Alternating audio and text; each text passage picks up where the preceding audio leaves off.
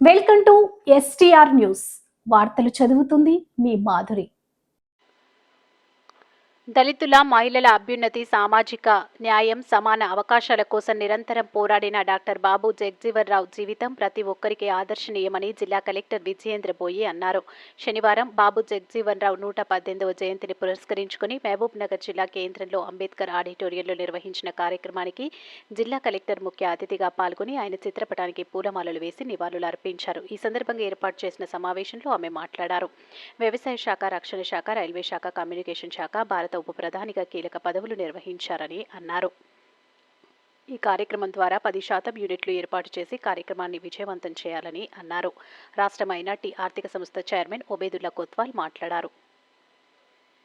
ఈ సమావేశానికి ముందు బాబు జగ్జీవన్రావు 118వ జయంతి సందర్భంగా తెలంగాణ చౌరస్తాలోని బాబు జగ్జీవన్రావు విగ్రహానికి జిల్లా కలెక్టర్ విజయేంద్ర బోయి, ఎస్పీ డి జానకి, ప్రజాప్రతినిధులు, అధికారులు, కుల సంఘాల నాయకులు ఘనంగా నివాళులు అర్పించారు. చక్కటి ఫోటో తీసుకునే ప్రయత్నం కొనసాగుతాం. మరి కార్యక్రమానికి విశేషంగా రూపాంతరం చెందినటువంటి ఘనత సమన్వయంతో కార్యక్రమం ముందుకు తీసుకెళ్ళాలి.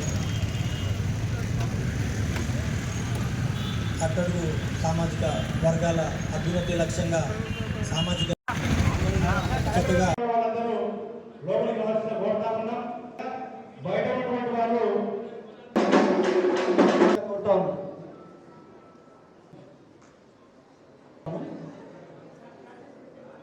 మానీయులు దేవన్న గారు మాదిగ చేసి రాష్ట్ర నాయకులు, రాష్ట్ర ప్రధాన కార్యదర్శి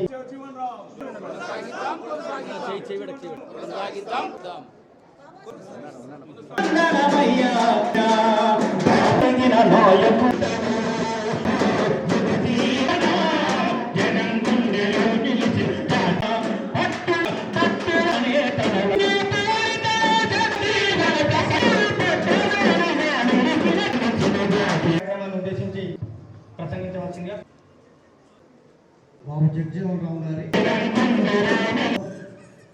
ఎంపీగా ఉండి డాక్టర్ కాకుండా అన్ని స్టార్టింగ్ లో శ్రీమతి జే ఆకాంక్ష, శ్రీ అరుణ్ కుమార్, ఈ బంగి రాము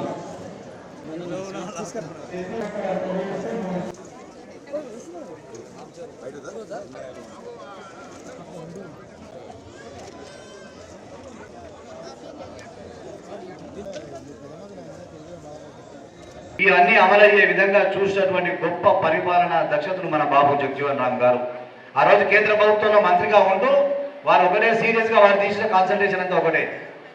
అంబేద్కర్ గారు ఇచ్చినటువంటి ఫలాలు అమలు అవ్వడంలో ఎక్కడైనా నిర్లక్ష్యం జరుగుతూ ఉందా అని చెప్పి ఎక్కడ కూడా నిర్లక్ష్యం జరగకుండా అమలయ్యడానికి చూడడం జరిగింది. ఆ రోజు నుంచి ఈ రోజు వరకు కూడా అందరూ చెప్పినా, అందరం ఆలోచన చేసినా, ఇందాక పెద్దలు మాట్లాడినట్టుగా అందరికీ కూడా ఆలోచన ఒకటే, సమాజ నిర్మాణం. ఇవాళ మీకు అందరికీ జ్ఞాపకం చేస్తూ ఉన్నాం, మనం అందరం అనుభవిస్తూ ఉన్నాం ఒక సంవత్సరం నుంచి.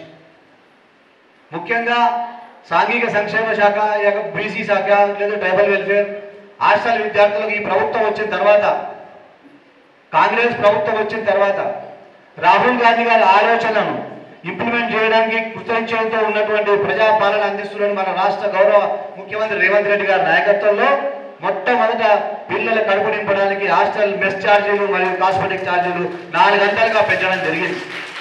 ఇవాళ మనం అందరం ఆ ఫలాలను అనుభవిస్తూ ఉన్నాం. ఆ తర్వాత ఇంకొక అడుగు ముందుకేసి మీకు రెగ్యులర్గా ఉన్నటువంటి మెనువును కూడా మార్చి మరి మంచి ఫుడ్ ఇచ్చే ప్రయత్నం ఈ ప్రభుత్వం చేస్తూ ఉంది.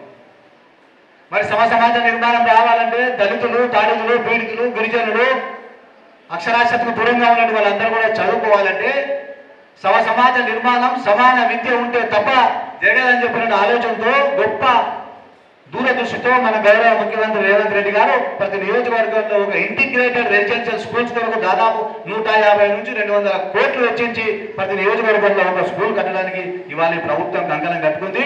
మన జిల్లాలో కొన్ని నియోజకవర్గాల్లో ఆల్రెడీ ఫౌండేషన్ అయినాయి. మనకు మహబూబ్నగర్లో యూనివర్సిటీ మధ్యలో మనకి 11వ తారీఖు జ్యోతిబా పూలే జయంతి కూడా ఒకటి ఉంది. బాబు జగ్జీవన్రామ్ గారు కానీ, మన బాబాసాహెబ్ అంబేద్కర్ గారు కానీ, జ్యోతిబా పూలే గారు కానీ, ఇలాంటి మహనీయులందరి వల్లనే ఈరోజు అందరం కూడా ఇక్కడ వేదిక మీద నించొని మీ అందరితో మాట్లాడే అవకాశం కలిగింది. వారు ఆ రోజు దళితుల హక్కుల కోసం కానీ, బడుగు బలహీన వర్గాల హక్కుల కోసం కానీ, మహిళల హక్కుల కోసం కానీ వారు పోరాడకపోయి ఉంటే ఈరోజు నేను కూడా ఇక్కడ నించుని ఉండేదాన్ని కాదు. కాబట్టి ఈ సందర్భంగా వారందరికీ కూడా ఒకసారి నివాళులు అర్పించడం అనేది మనందరి బాధ్యత. ఈరోజు మన బాబు జగజీవన్ రామ్ గారి జయంతి సందర్భంగా వారి జీవితాన్ని ఒకసారి పరిశీలిస్తే ఎంత అద్భుతమైన ప్రయాణం అనేది మనకి తెలుస్తుంది. మనం ఈరోజు ఇది 2025 సంవత్సరంలో ఉన్నాం. ఆయన పుట్టింది 1908వ సంవత్సరం. అంటే దాదాపు 110-12 సంవత్సరాల ముందు. అప్పుడు ఆ సాంఘిక పరిస్థితులు, సామాజిక పరిస్థితులు కనుక ఊహించుకుంటే, అంటే మన దేశంలో అంటరానితనం ఎంత బలంగా ఉందో అనేది మనందరికీ తెలిసిందే.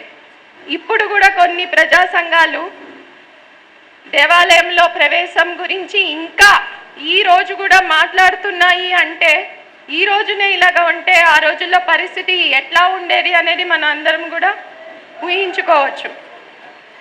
అలాంటి పరిస్థితుల్లో ఒక మారుమూల గ్రామంలో ఒక దళిత కుటుంబంలో పుట్టి ఆయన ఎంత ఎత్తుకి ఎదిగారు అంటే మన దేశానికే ఒక ఉప ప్రధాన మంత్రిగా పనిచేస్తారు. చాలా చిన్నతనంలోనే ఆయన కేంద్ర మంత్రి అయ్యారు. ఆ తర్వాత మొత్తం క్యాబినెట్లోనే ఆయన ఎక్కువ సంవత్సరాలు సేవలు అందించిన ఒక గొప్ప నాయకుడు. ఆ తర్వాత ఆయన మంత్రిగా ఉన్నప్పుడు కూడా ఆయన నిర్వహించిన శాఖలు ఏవో చిన్న చితక శాఖలు కావు, అన్నీ కూడా చాలా కీలకమైన శాఖలే. ఆ లిస్టు కనుక మనం చూస్తే ఆయన నిర్వహించిన మంత్రిత్వ శాఖలు, ఆయన first union minister for labour ఉన్నారు, ఆ తర్వాత కమ్యూనికేషన్స్, ఆ తర్వాత ట్రాన్స్పోర్ట్ అండ్ రైల్వేస్, ఆ తర్వాత food and agriculture, defence minister. మనకి బంగ్లాదేశ్ వారు జరిగినప్పుడు మనం బంగ్లాదేశ్ విముక్తికి మన దేశం తోడ్పడినప్పుడు అప్పుడు డిఫెన్స్ మినిస్టర్గా ఆయన పనిచేసి ఉన్నారు. అదేవిధంగా అగ్రికల్చర్ అండ్ ఇరిగేషన్, మన దేశంలో హరిత విప్లవం రావడానికి కానీ మన వ్యవసాయ శాఖ నుంచి ఎన్ని రకాల అభివృద్ధి కార్యక్రమాలు తీసుకున్నప్పుడు కానీ ఆయనే ఆ శాఖకి ఆధిపత్యం వహించి ఉన్నారు. అదేవిధంగా మనం డాక్టర్ బాబాసాహెబ్ అంబేద్కర్ గారి గురించి ఆయన రాజ్యాంగ నిర్మాత అని చాలా గర్వంగా చెప్పుకుంటాం. బాబు జగజీవన్ రామ్ గారు కూడా ఆ రాజ్యాంగ సభలో సభ్యులుగా ఉన్నారు. చాలా కీలక కమిటీల్లో, చాలా కీలకమైన చర్చల్లో కూడా ఆయన భాగస్వామ్యం ఉంది, ఆయన కాంట్రిబ్యూషన్ ఉంది. వారందరూ అంత కష్టపడ్డారు కాబట్టే మనకి రాజ్యాంగంలో ప్రతి వర్గానికి సంబంధించి మనకి అస్పృశ్యత ఎలిమినేట్ చేయడం కానీ అప్పటి నుంచి మొదలుకొని సమాన హక్కులు, సమాన అవకాశాలు ఇవన్నీ కూడా రాజ్యాంగంలో పొందుపరచబడ్డాయి. అంటే వీరి కాంట్రిబ్యూషన్, వీరి కృషే దీనంతటికీ కూడా ప్రధానం. కాబట్టి ఈ సందర్భంగా, ఈ జయంతి సందర్భంగా మరొకసారి వారందరికీ కూడా మనం నివాళులు అర్పించుకోవాలి. అదేవిధంగా ఇప్పుడు చాలా ప్రజా సంఘాలు చాలా సమస్యలని కూడా మన దృష్టికి తీసుకురావడం జరిగింది. అయితే ఈ సందర్భంగా మన దేశానికి స్వాతంత్రం వచ్చినప్పటి నుంచి ఇప్పటి వరకు కూడా ముఖ్యంగా దళితులు కానివ్వండి, గిరిజనులు కానివ్వండి, బహుజనులు కానివ్వండి, ఈ వర్గాల అభివృద్ధి కోసం ప్రభుత్వాలు చాలా చట్టాలు చేయడం, దాంతోపాటుగా చాలా కార్యక్రమాలు కూడా తీసుకురావడం అనేది జరిగింది. అంటే ముఖ్యంగా భూ పంపిణీ నుంచి మొదలు పెడితే దళితులకి భూమి అసైన్మెంట్ ఇవ్వడం నుంచి, గృహ నిర్మాణం నుంచి, తర్వాత ఉద్యోగ అవకాశాల నుంచి, ఇట్లాగా చాలా కార్యక్రమాలు మనం చేసాం. కానీ అది ఇంకా సరిపోదు, ఇంకా చాలా చేయాల్సి ఉంది.